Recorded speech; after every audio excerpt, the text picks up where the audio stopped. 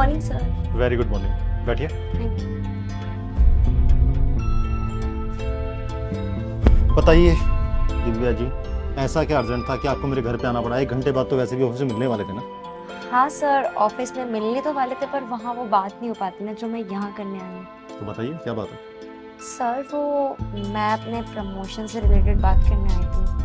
देखो दिव्या, अभी तुम्हें हमारी कंपनी में काम करते हुए केवल 6 महीने हुए हैं और हमारी कंपनी की पॉलिसी है मिनिमम 2 साल तक आप काम करेंगे, उसके बाद ही आपको प्रमोट किया जाएगा। आपसे पुराने एम्प्लॉय भी तो हैं, आपको पता तो है। सर मुझे वो चीज़ पता है बट मैं और भी रास्ते हैं जो प्रमोशन बढ़ सकते हैं मेरे। मैं कुछ समझा नहीं, टाइम से पहले प्रमोशन कैसे? सर आप समझ तो रहे हैं कि मैं क्या बात करना चाह रही हूँ। मैं आपसे आपके फ्लैट पे ऐसे आपसे अकेले मिलने आई हूँ, वो भी ऐसे ड्रेस में, तो आप इतना तो समझदार हैं ही। मुझे आपको इतना समझाने की ज़रूरत तो नहीं पड़ेगी। देखो मिस दिव्या, आपको शायद कुछ गलत फहमी है। मैं ऐसा इंसान नहीं हूँ जो प्रमोशन ऐसे ही कर देगा एक लड़की के थोड़ा करीब आने से या उसके छोटे कपड़े देख के। आपको अपनी प्रमोशन हासिल करने के लिए मेहनत ही करनी होगी, टैलेंट दिखाना होगा। तो सर मैं मेहनत ही तो करना चाहती हूँ आपके साथ और टैलेंट भी दिखाना चाहती हूँ आपको। आप बोलो तो मैं बेडरूम में टैलेंट दिखा दूँ, यहाँ दिखा दूँ। आप जहाँ बोलोगे मैं वहाँ गिरी हूँ। ये कैसी बहकी बहकी बातें कर रहे हो? क्या हो गया आपको? आज आप अच्छा खासा काम करते थे, अचानक ये क्या हो गया? सर मैं कोई बहकी बहकी बातें नहीं कर रही हूँ, मैं तो बस आपको रास्ता दिखा रही हूँ कि कहाँ से आपका फायदा हो सकता है और कहाँ से मेरा। आप खुद सोचिए ना सर, मैं बिल्कुल सही कह रही हूँ ना। मेरा फोन बज रहा है शायद ना अभी। लेकिन सर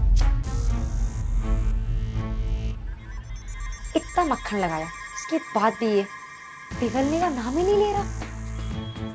कोई नहीं, वैसे भी मर्द इतनी जल्दी थोड़ी मान जाता है, टाइम तो लगता है। और आखिरकार बॉस जो है मेरे, तो टाइम लगाएंगे, बट मैं भी कुछ कम थोड़ी हूँ। बना के तो रहूँगी, यहाँ तक आई हूँ तो प्रमोशन तो बढ़वाते रहूँगी। बस एक बार ये आ जाए फिर तो इन्हें छोड़ूंगी नहीं, और इनको कैसे अपने जाल में फंसाना है इसका टैलेंट तो है ही मुझमें। हार नहीं माना मुझे।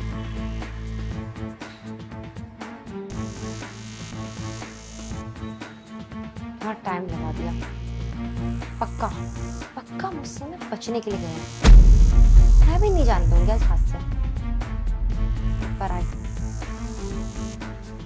अरे दिव्या जी, आप गए नहीं? मुझे लगा आप ऑफिस के लिए निकल गई होंगी। सर आप मुझे छोड़ के चले गए, लेकिन मैं आपको थोड़ी छोड़ के जा सकती हूँ ऐसे। वैसे एक बात सच बताइएगा, आपका कोई कॉल नहीं आया था ना? आप तो बस मुझसे छिप रहे थे ना?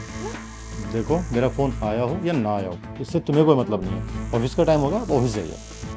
सर ऑफिस का टाइम तो रोज होता है, मैं सोच रही हूँ आज किसी और चीज़ का भी टाइम है। अब आप देख लीजिए, वैसे भी मैं कौन सा ये मौका आपको बार बार देने वाली हूँ। आज देने आई हूँ, कल दूँ या ना दूँ क्या पता।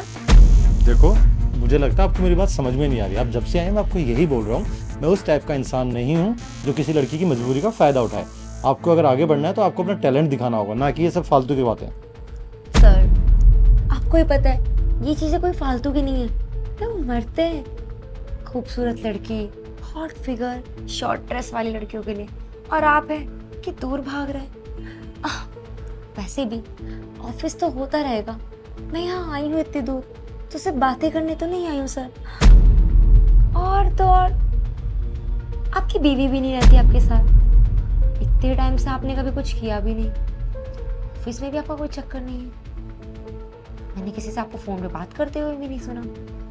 और आप एक मर्द ही है आखिरकार, बॉस तो है पर पहले एक मर्द, तो फीलिंग्स तो आपके अंदर भी होगी है ना, नीड्स भी होंगी आपके अंदर कुछ जो आपको अपना पूरा करना है। तो क्यों ना आप मौके का फायदा उठा लीजिए।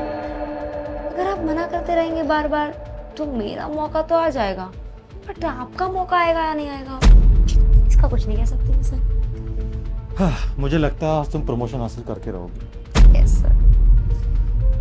तुमने भी मेरी दुखती रख पे हाथ रख दिया दिव्या। पता है, मैं भी सच में बहुत अकेलापन फील करता हूँ। पत्नी के छोड़ के जाने के बाद मुझे भी एक लड़की की ज़रूरत थी, पर मैंने तुम्हें कभी उस नज़र से देखा नहीं। लेकिन आज देख रहा हूँ तो तुम्हारे तो जलवे ही अलग है।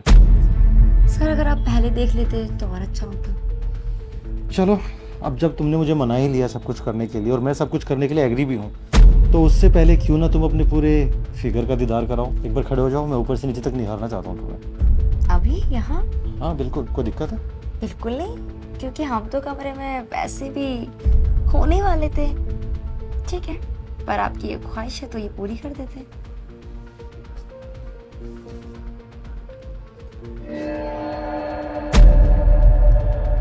हाँ तो अब बताइए सर। हाँ, जितना मैंने सोचा था तुम उससे कहीं ज़्यादा हॉट हो। बहुत प्यारी हो, चांद का टुकड़ा बिल्कुल। आपने मुझ पे हाथ क्यों उठाया? हाथ तो मुझे उसी वक्त उठा देना चाहिए था जब तुम मेरे घर पे आए थे और प्रमोशन के बदले मेरे साथ कुछ भी करना चाहते थे। शर्म नहीं आती तुम्हें? क्या बकवास किए जा रहे थे तुम? मुझे शर्म नहीं आती। और क्या बकवास किया आखिरकार मैंने? मैं तो सिर्फ आपको अपना सब कुछ देने के लिए तैयार हूँ, सिर्फ एक प्रमोशन के लिए। और बकवास कर रही हूँ मैं? बहुत सी लड़कियां ना ऐसा शॉर्टकट आजमाती है लाइफ में आगे बढ़ने के लिए, तो मैंने क्या गलत कर दिया? देखो, आगे बढ़ने के लिए मेहनत करनी पड़ती है। शॉर्टकट करने वाले लोग सही नहीं होते और तुमने केवल उन लोगों के बारे में सुना है जिन्होंने आगे बढ़ने के लिए शॉर्टकट अपनाया है। उन लोगों का क्या जो शॉर्टकट के बिना भी मेहनत करते हैं, दिन रात काम करते रहते हैं, उनके बारे में तो नहीं सोचा तुमने? तुम्हारी सोच ही गंदी है, समझे तुम? मैं गलत हूँ, मेरी सोच गंदी है। सर, ये सबसे बोलने की बात है, आपको भी ना एक दिन ये बातें समझ में आएगी। और कितनी लड़कियां हैं इंडस्ट्री में, सारी लड़कियां ना शॉर्टकट आजमाती है।